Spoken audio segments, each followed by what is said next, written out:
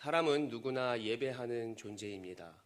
무엇이든지 간에 그것에 마음에 두고 또 그 대상이 다를 뿐 우리가 무엇인가 믿고 예배하는 존재로 나아가게 된다는 사실입니다.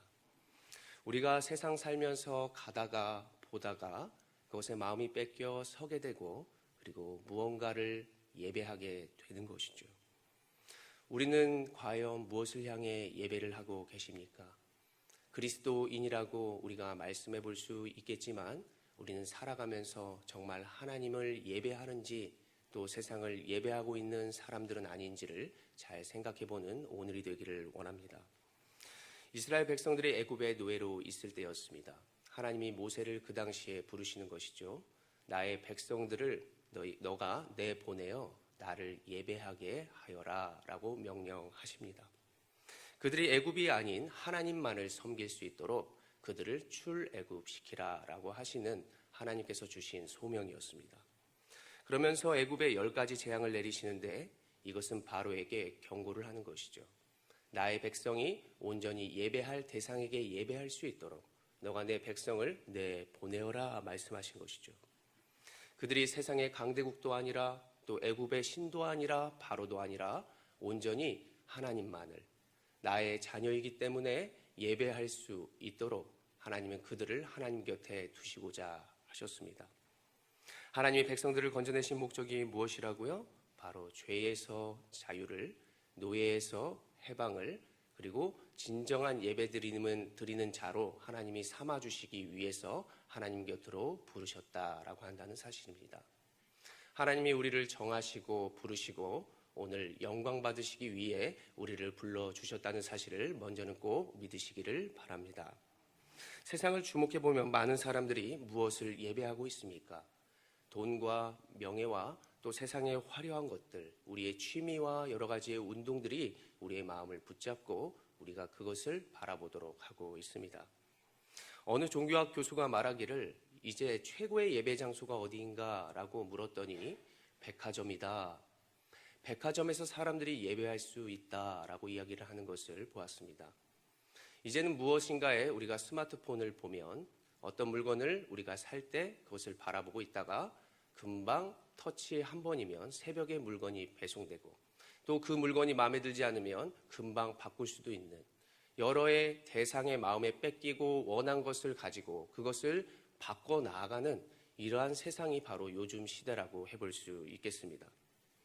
우리가 예배받을 대상, 진정한 어떤 대상을 향해 우리의 마음을 올려드리고 그리고 무엇을 향해 나아가는 인생의 여정으로 살고 있는가? 오늘 시편은 순례자의 기도라고 해볼 수 있고 이스라엘 백성들이 명절이 될 때에 예루살렘으로 예배하기 위해 나아가는 그 시간, 그 과정, 그때 드렸던 기도와 찬송의 내용이다라고 해볼 수 있겠습니다. 마치 우리의 신앙의 여정을 생각해 볼 수 있고 우리 일생 동안의 신앙의 과정을 얘기해 볼 수도 있고 우리가 주일날 예배를 드리고 또 주일날 예배를 기대하면서 보내는 한 주간의 시간일 수도 있겠습니다. 시인은 세상에서 하나님 계신 곳을 향하여 1절에 먼저는 이렇게 고백을 하고 있습니다. 눈으로 보시겠습니다. 만군의 여호와여 주의 장막이 어찌 그리 사랑스러운지요. 하나님이 계시는 성전을 바라보면서 주님께 사랑한다고 고백하고 있는 것입니다. 하나님, 주님만을 바라보면 내 마음이 왜 이리 감동이 되는지요.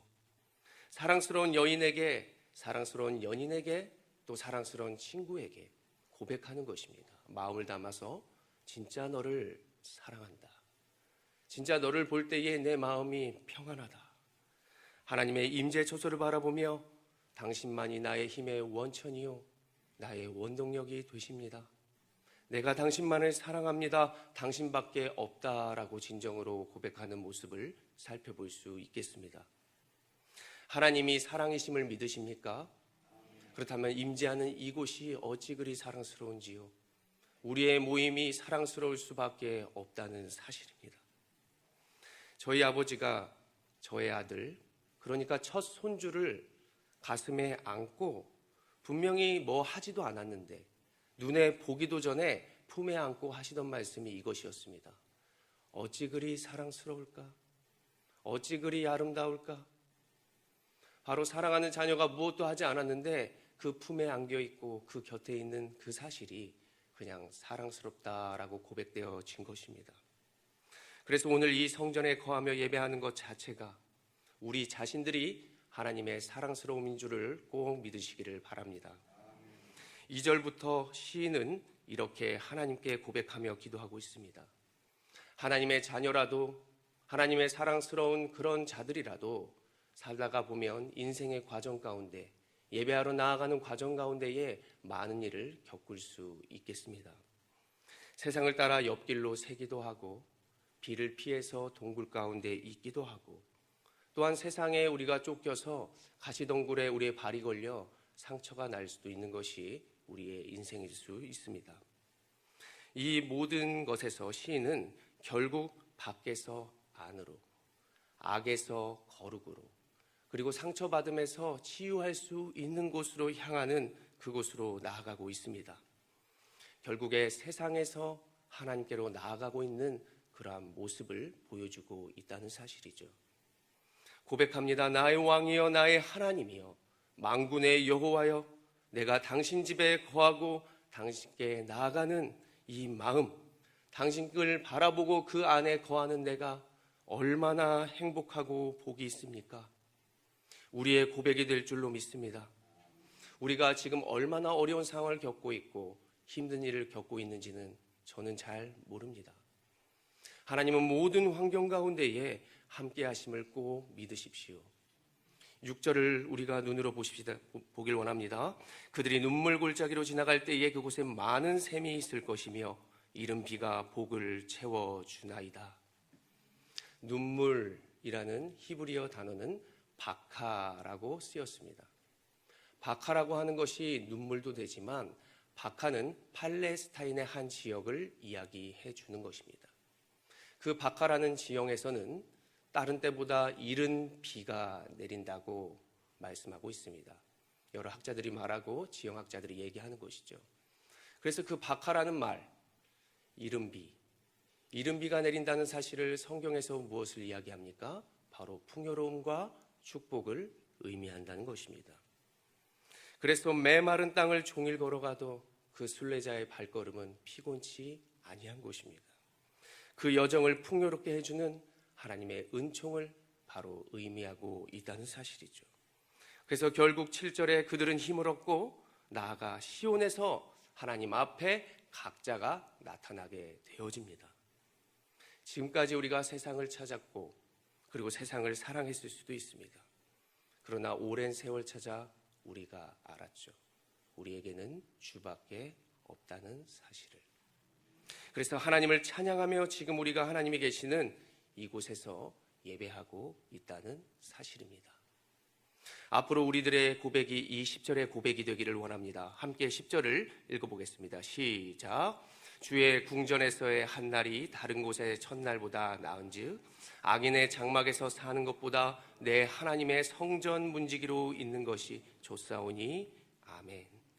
마커스라고 하는 찬양팀이 있는데 그들이 부른 주의 장막에서라고 하는 찬양이 있습니다. 꼭 한번 찾아서 들어보시기를 권장합니다. 그 찬양의 고백에 마지막 이러한 가사가 있습니다. 오 주님, 나의 삶을 통해서 주님의 사랑을 나타내소서. 하나님이 여러분들의 삶을 통하여 그분의 아름다움을 또 그분의 능력을 나타내기를 간절히 소원합니다. 하나님 오늘 말씀 마지막 9절에 우리에게 행하실 것을 말씀해 주고 있습니다. 그분 안에 거하는 백성들에게 은혜와 영광을 주시고 좋은 것을 아끼지 않겠다. 만군의 여호와여, 주를 의지하는 자는 복이 있나이다. 꼭 이 말씀을 기억하시고 세상에서 예배로 향하며 인생에서 하나님 나라로 향한 우리들의 인생, 그 여정길 가운데에 눈물 골짜기에 지날지라도 정말 하나님께서 영원한 샘물을 더하여 주실 것이며 그곳에서 풍요로움과 또 미리 준비시켜 주신 그 이른 비로 말미암아 우리의 삶을 풍성하게 하실 것을 꼭 기대하시길 바랍니다. 우리의 인생의 여정은 이미 승리가 확정되어 있습니다. 우리가 메마른 땅을 걸어갈지라도 하나님께서 함께 하심을 꼭 믿으시면서 한 주간 하나님이 기뻐하시는 곳을 향하여 나아가는 우리 온사랑교회 모든 성도 여러분들이 되시기를 간절히 소원합니다. 기도하겠습니다.